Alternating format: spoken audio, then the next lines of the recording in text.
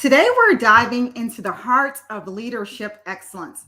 As you know, being at the forefront of transformational change is crucial for organizational success. So, we're going to get started today talking about three actionable steps that can make an immediate impact on your leadership performance. I'm your host, Dr. Sherilyn Payne. I want you to think about this. What do you currently do to ensure that your team has strong performance consistently?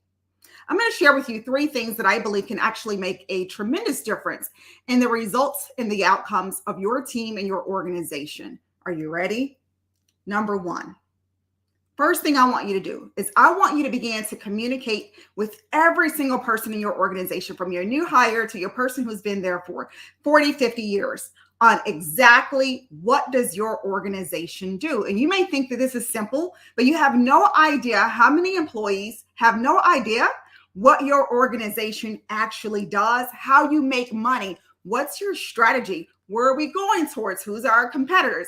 Those are some things that your employees should be able to tell you. Number one, what do we actually do? And it needs to be clear and concise so they can actually understand and communicate it to other people who ask, where do you work? Well, what do you do there? Well, what does your company do? Your employees need to be able to understand exactly what you guys actually do and how you make money. They need to understand, who are your competitors? Where are we actually going? You think that, our employees know our vision and they know our mission. And yes, they may have an idea of what your vision is in your mission, but are they really connected to that? And the only way for them to be connected to that is for them to understand what you actually do and how does the work they actually do impact your organization's bottom line. So, for example, if you're in HR, how does the HR manager actually contribute to what your organization actually does? What are you guys, where are you guys headed? What's their role and responsibility in actually getting you there?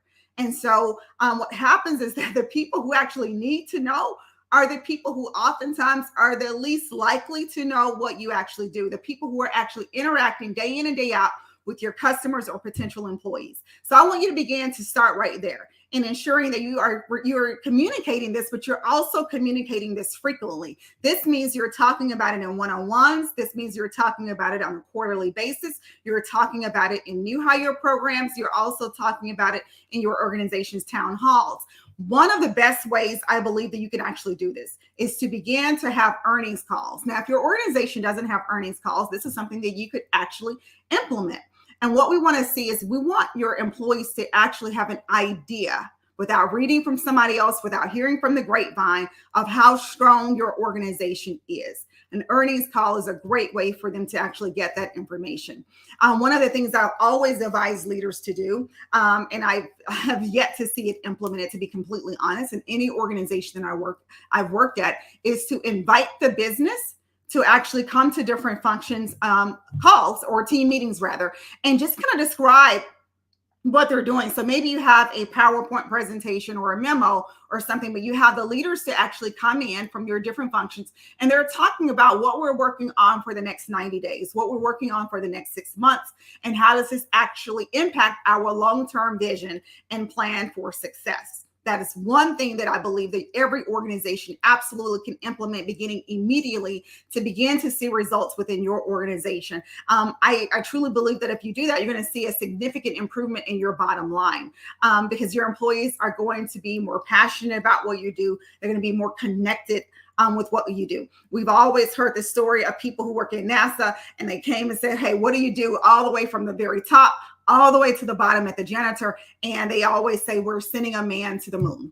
What I do is we're sending a man to the moon. They are very clear on what they actually do and why you're actually here. And so I want your employees to be connected to your mission, connected to your vision, connected to where you're actually going and how you're going to get there and what their role is to be able to do so. Second thing I want you to do is, when you're having these conversations, you're inviting business partners to your team meetings. Perhaps you're inviting marketing.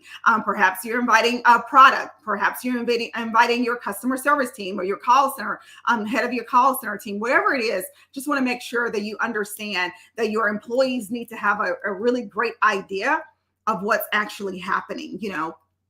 at your company. But what I've never seen people do, leaders do, and I will love to be able to see this, is to invite people to the team. I've always had to suggest this. Hey, why don't we invite somebody to the team every week so we can actually learn what the organization is doing, but then also give your talent the opportunity to ask questions. So often we don't have the opportunity to ask questions. So you are just throwing information at them, but you never stop and ask them, what is that? Does that make sense to you? Or what are your thoughts on this? Or do you have any questions, outside of the town hall? And so often those questions have been handpicked. And so the leader already knows the answer to that, right? But allow your people to ask you questions once you give them that information.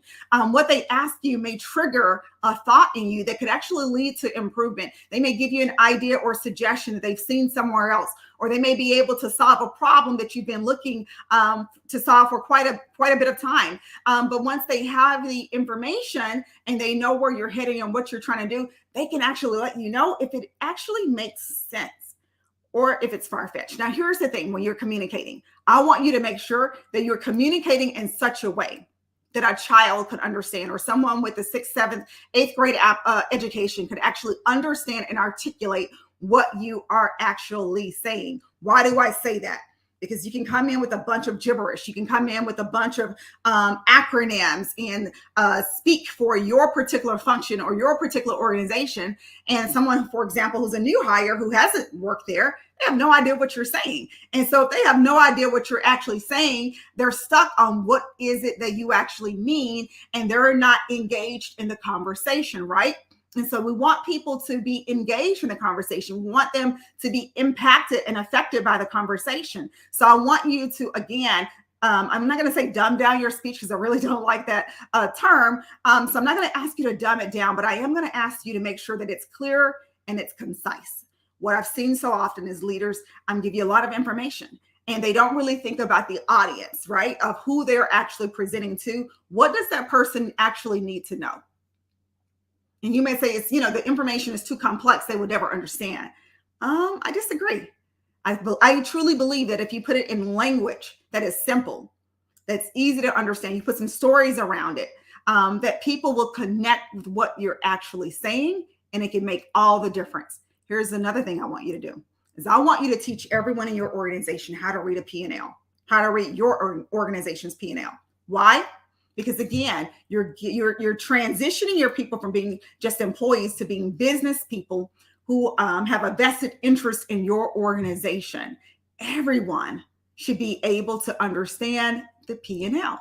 I'll never forget, I worked at one organization years ago, and that was something that they actually did, is they made sure that we understood the P&L. And that was key because it was a communications organization, a cable company, to be completely honest. And it was essential for our organization's success. But here's the thing: it was run by a person who was a former marketing leader at Sprint, which was a big player at that particular time. So to come over to our organization, one of the things that he brought is that everyone here needs to be able to understand the P&L. And so that went from the employee who was the janitor to the employee who was on the executive leadership team. And so that's the second thing that I want you to actually do within your organization. And we've already kind of touched on one, and that was being able to ask questions. But I want you to make sure you have a culture of open and clear communication. And what do I mean by that? Not just a box where you can kind of come in and put a tip or ask a question, right? But I want you to make sure that you truly have an open door policy. Effective communication is truly the cornerstone of any successful organization. We've got to be able to talk to each other. We've got to be able to understand each other. I want you to encourage open dialogue within your team. And what you're going to see happen is that ideas will begin to freely flow. Innovation is present, and innovation will actually thrive there. When I can't communicate how I'm feeling, what I'm thinking, what my suggestions are, what my challenges are, what the issues are, or the potential solution to the problem that I see, then we all are behind. But if you give me the opportunity to ask questions, you give me the opportunity to challenge what you're saying, you give me the opportunity to have a thorough understanding of what it is you think I need to know, what we're working on, what we're working towards, then I truly believe that can lead to creativity and innovation, and it can be our competitive advantage. I'm giving you tools today that's helping you to have a clear competitive advantage. open communication. Open communication is clear, and it's keen. And what happens is we don't necessarily see that. We see leaders who are challenged with the idea that an employee can push back or question what's actually being presented or said, or they have to agree. Gone are the days of command and control or compliance.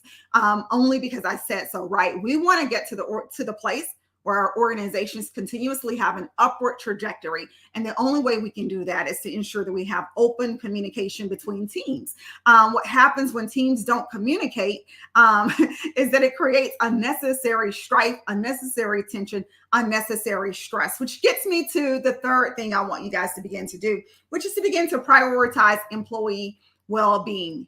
Your employees are your lifeblood of your organization. We always talk about the customers, right? But what about your employees? Now we're starting to hear some people talk about, the employee experience. That's one of the things that has been a buzzword the last few years. But I want you to remember that your team's well-being is absolutely paramount to your success. A healthy, motivated team can achieve extraordinary, lasting results.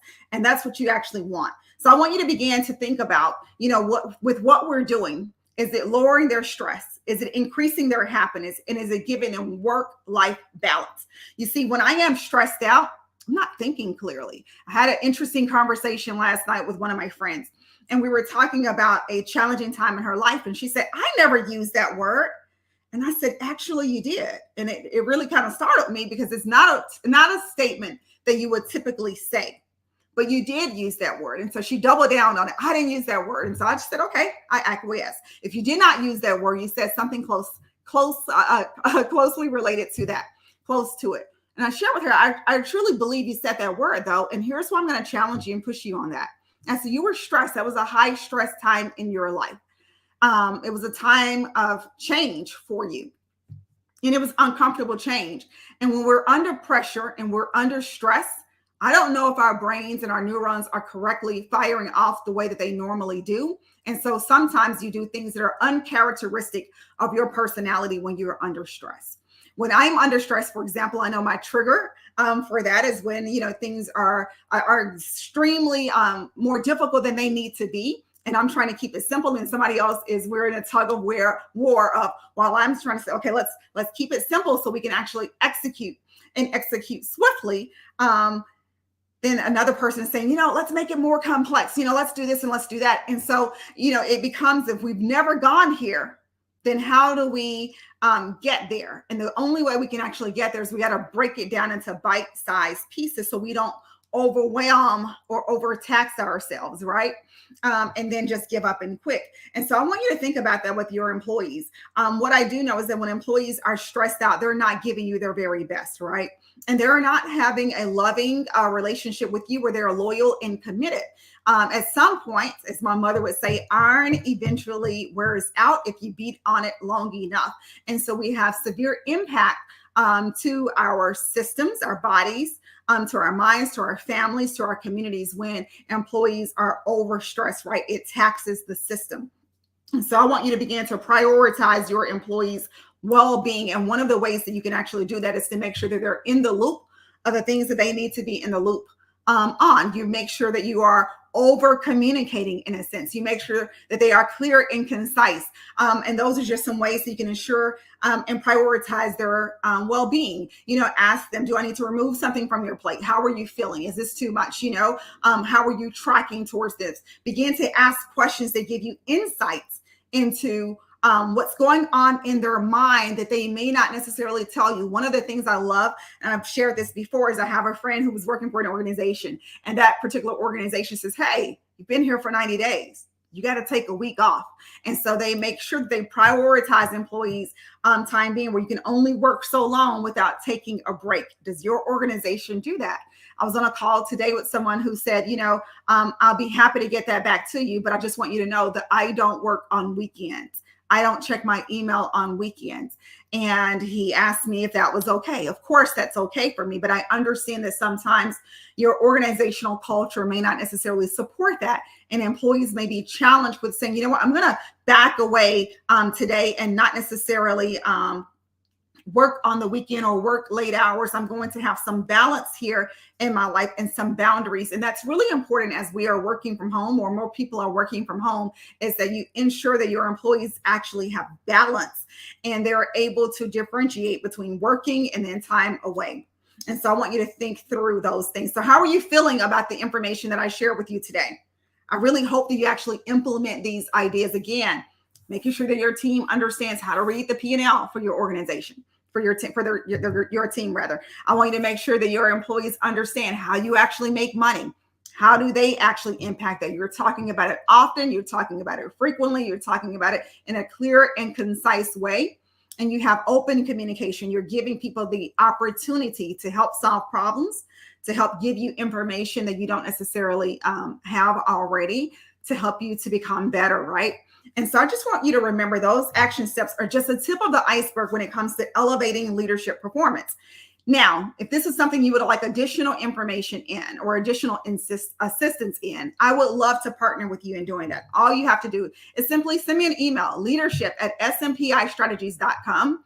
Again, that's leadership@smpistrategies.com. And I will be happy to get back with you and talk about how we can actually partner to implement a plan for your organization that's really customized and tailored for your particular organization that leads to greater success. And so with that, I also have a tool for you. Remember, I have this guide, and this guide really shows you how to attract and retain top talent. How do you attract and retain A players? That's what I'm going to call it. If you want the guide, all you need to do is send me an email. Just say A players, and I got you. I'll get that right over to you. I want to offer you an opportunity to send me your questions. All you have to do is still send them to that same email address, or you can DM me. But the email address again is leadership@smpistrategies.com. If you would like to have your questions answered as it relates to leadership, management, organizational transformation, then all you have to do is send me that. I'm going to be opening up a forum where we are going to have open office hours. And that's just simply a time for you to come in and get your questions answered. All you got to do is send me an email. You don't have to be present to have your question answered, but you send me an email with your question and we're going to answer it for you. Again, I'm Dr. Sherilyn Payne, and I am excited about helping you to elevate your team's performance and enhance your organization's culture. I will see you guys back here next week.